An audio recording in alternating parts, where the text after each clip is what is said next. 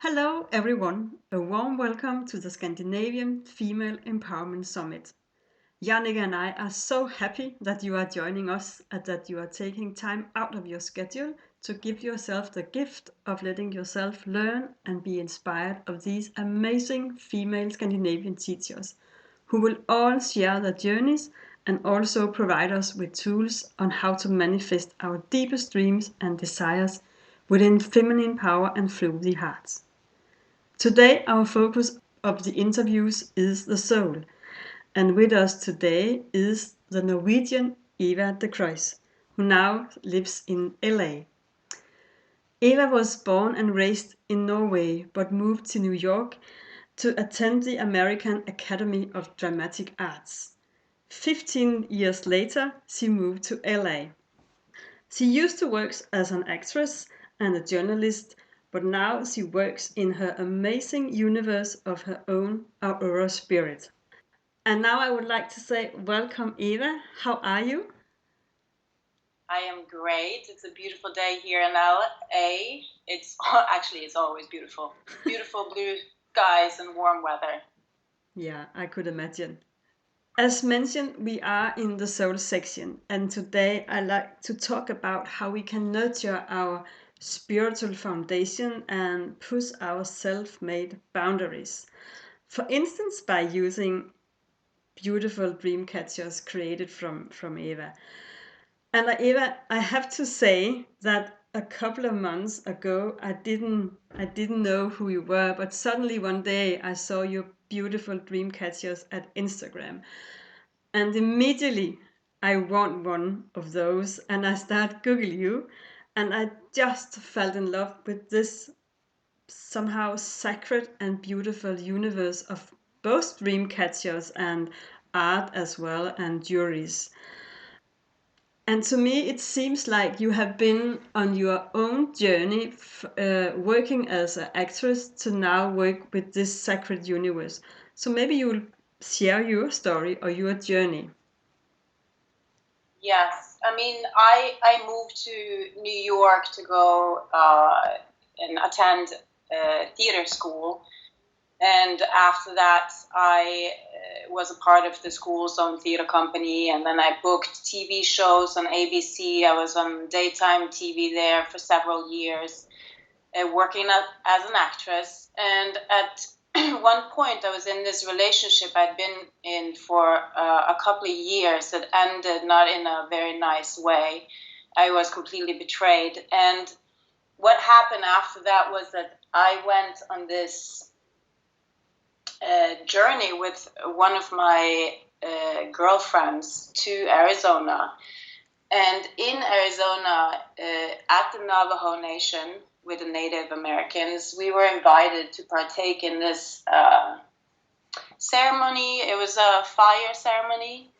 And one of the natives, he asked me I had shared my story and what had happened, and he asked me to just write down everything I wanted to let go of, and from that moment, and put it into the fire and just let go of it.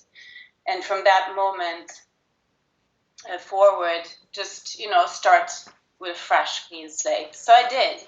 And after the ceremony, he also said to me, you should make your own dream catcher and infuse it with everything that lay close to your heart. And so, I did. And it's interesting because I've never made a dream catcher before at that time.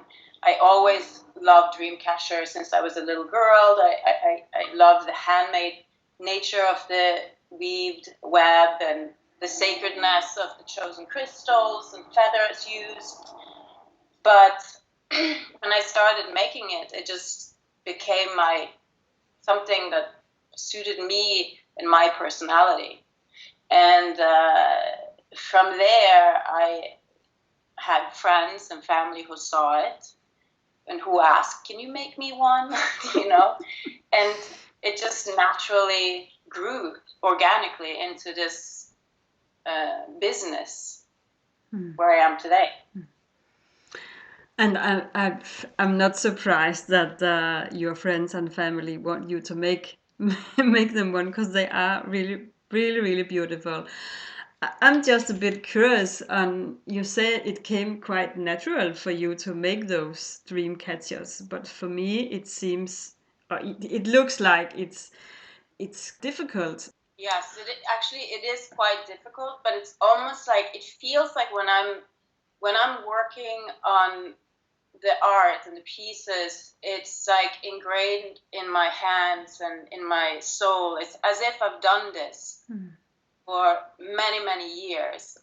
Even when I started, I never struggled. I had a clear vision of how I wanted it to look and the symbols I wanted to have in it, and which crystals that I felt was supporting me best at the time. And yeah, it's almost like in a different life I've done this before. And how do you know what kind of materials you must put in these dream catchers? Because you make them on order, right?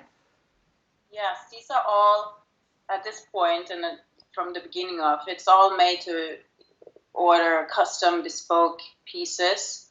And how do I know? A lot of times people just see a piece they love and they don't request anything extra.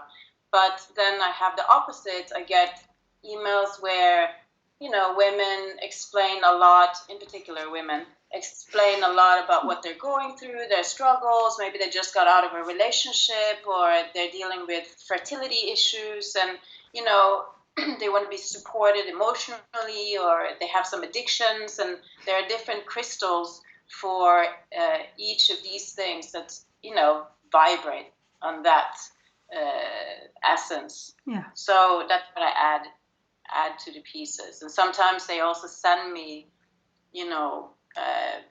stones or little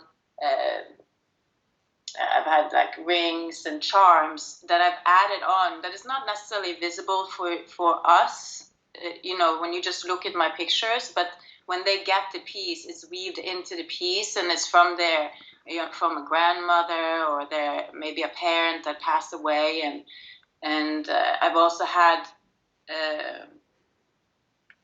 parents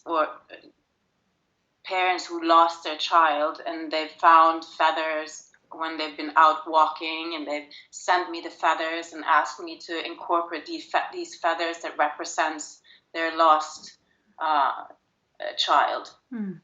So it becomes something incredibly personal. And when you create those dream catchers, as far as I heard you were saying you create them because people need some kind of support. What I mean, Yeah. let's for instance say that you lost your financy, and now you need some kind of support to move on in life. And suddenly, hopefully, your life will change, and then you'll need another kind of support. So do you have to switch your dream catchers? I You mean, have to order like 10 of them.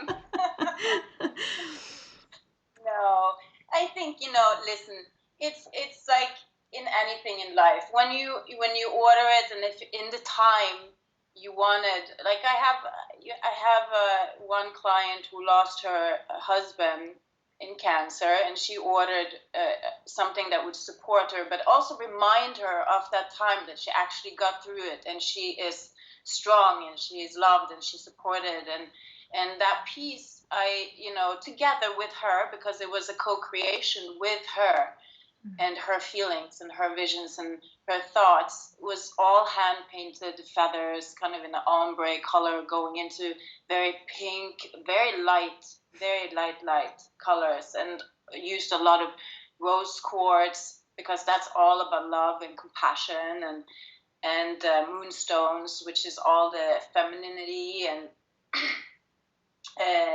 femininity energy, and she doesn't want to change that. Now she's met someone new. This is a couple of years ago. She's met someone new, and that serves as a beautiful reminder and of how strong she is and was, and what she got through in that time. And she doesn't want to change that. There's. Yeah, this is it. Yeah, and it might have a beautiful story as well. Yeah, it represents that time in her life. And in like for myself, I have a dream catcher in my bedroom.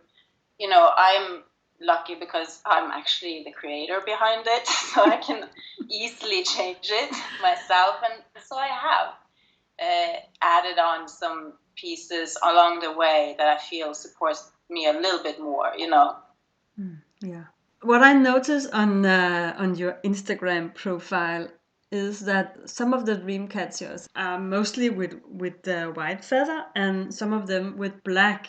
And to me, there is a difference between using white and black. Is there any kind of story or symbol in using those different colors? Yeah, I mean, white is all about purity and peacefulness and open and spirituality and ascension, and black is more mysterious and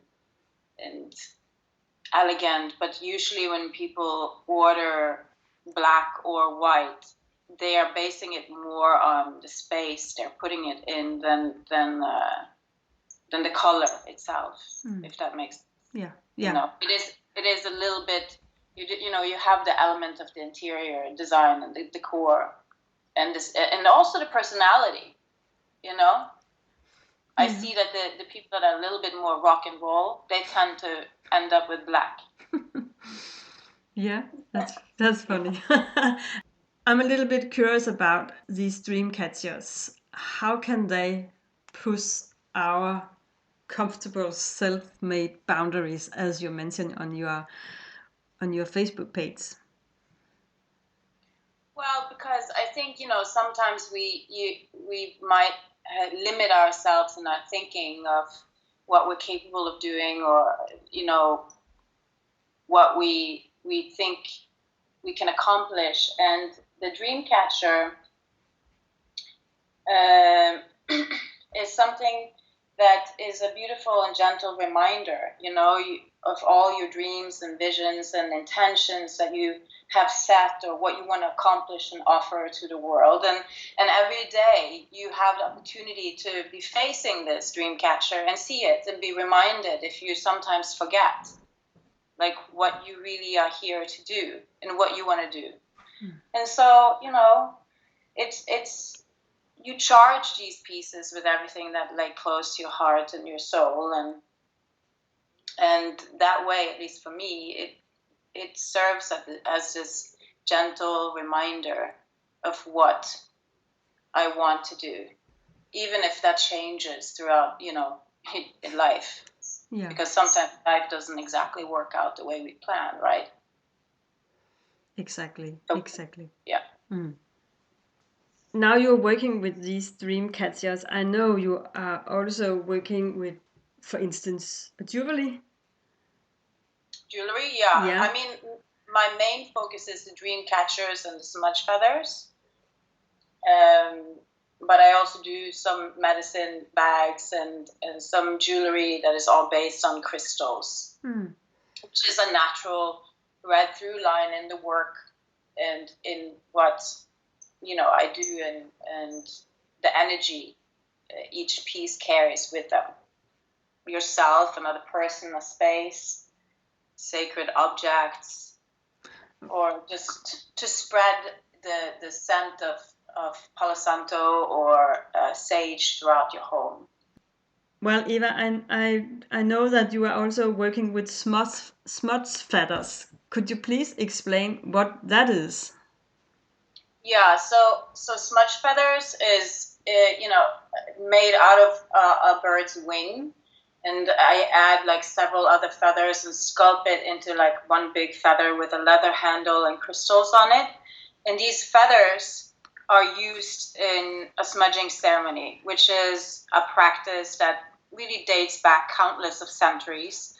And you can use these feathers in ceremonies to cleanse, purify, heal yourself, another person, a space, sacred object. So simply just to spread the scent of Palo Santo or sage throughout your home or the space you're in.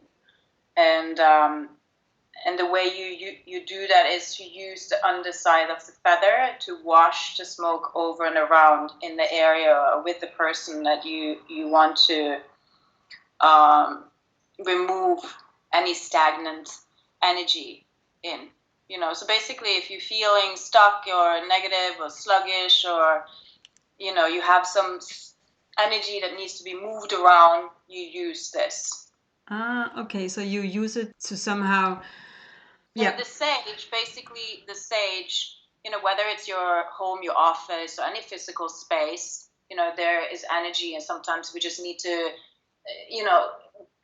reset this energy so you can start fresh and move forward and let go of what doesn't serve us anymore. And this basically clears this energy out. Sometimes I use my sage walking around in my living room, but would it work even better to use a smudge feather? I like to use smudge feathers, but that's really up to each person, like how much you smudge and how you smudge, and a lot of my work is ordered both from the normal person down the road, or a lot of the healers and the workers, yoga teachers, they order these pieces because they love using them in their classes and in the space before they start a class, after, or individually on one-on-one with clients. Yeah. It's basically, you just, remove any lingering energy. Yeah.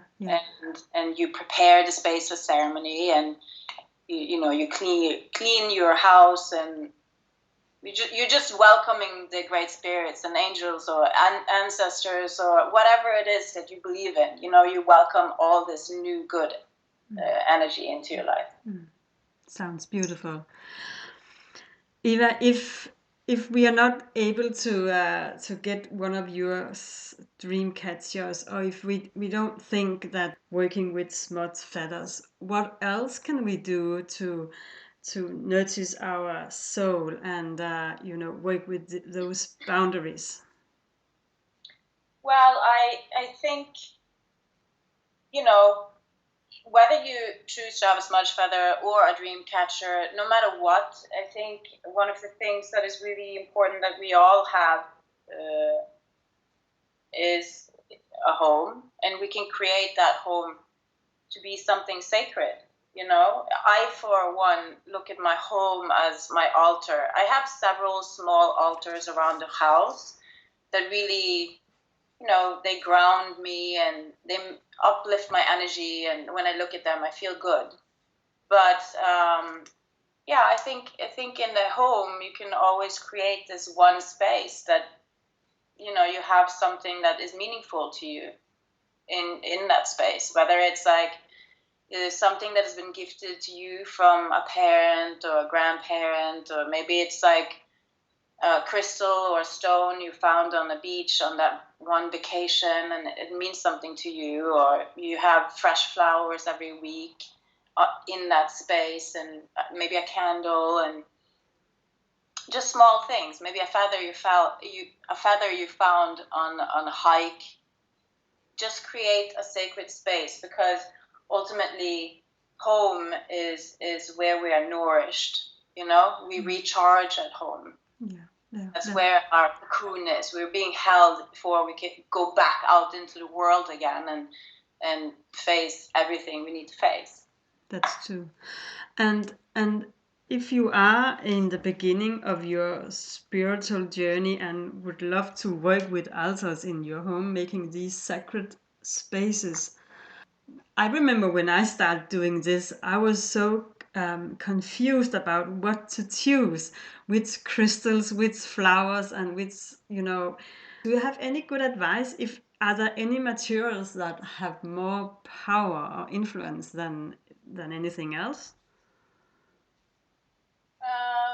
I don't think that you can go wrong with anything, personally. I think that whatever speaks to you and you like it and it feels good, then you go for it. And if you really want to dive into the different meanings a crystal, you can. But if you're just starting out and you love something and you think it's beautiful and you feel good when you see it, whether it's a crystal or a feather, or it's, like I said, a stone from the beach, or maybe a flower you picked from the garden. I just think that whatever it is, you start there, and then as you grow your own practice, you're just naturally going to start, to gain more knowledge and come over certain things that, become more important to you.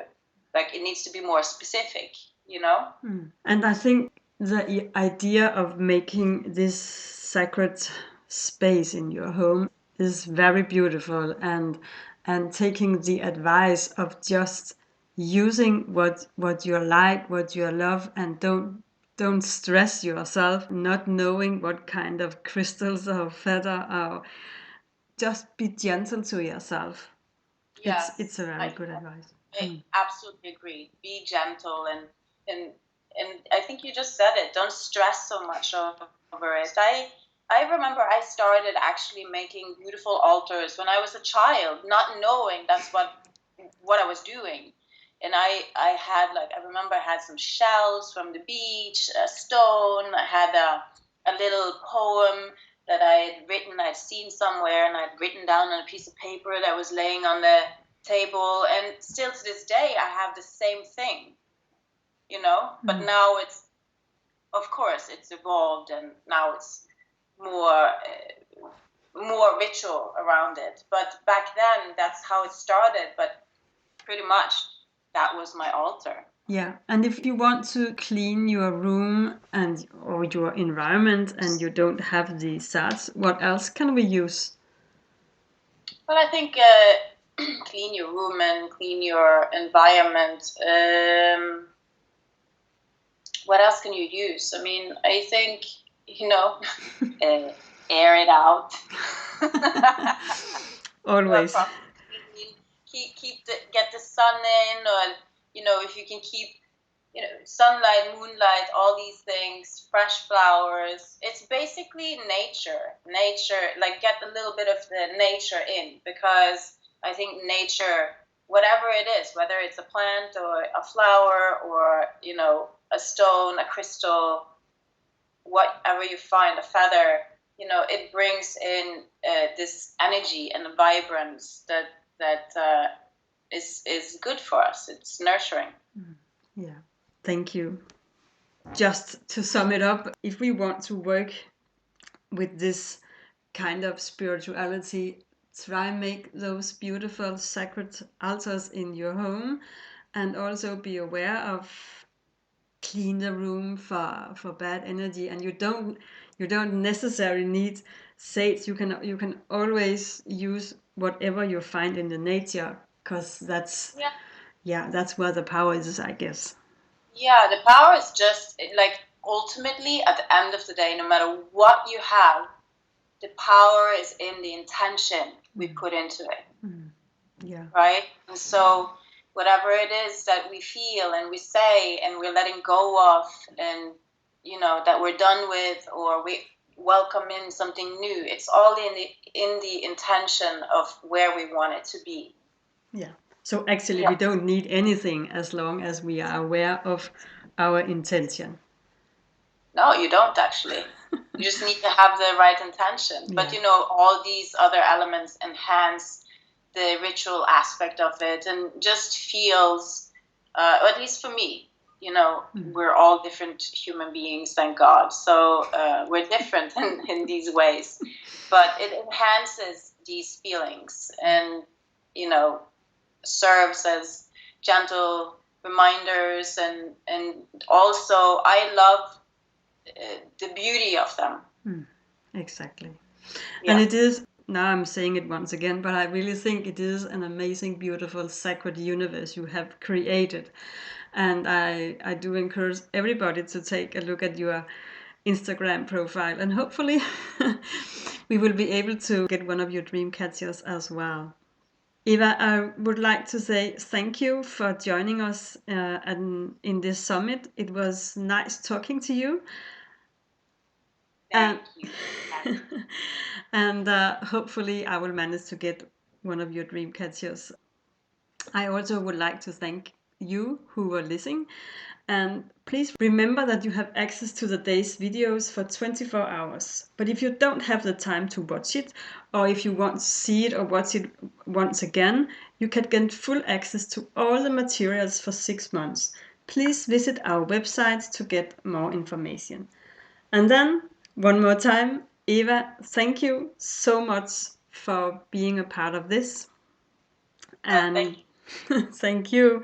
And to you as well as those who are listening, remember to shine the light you are. Thank you and bye.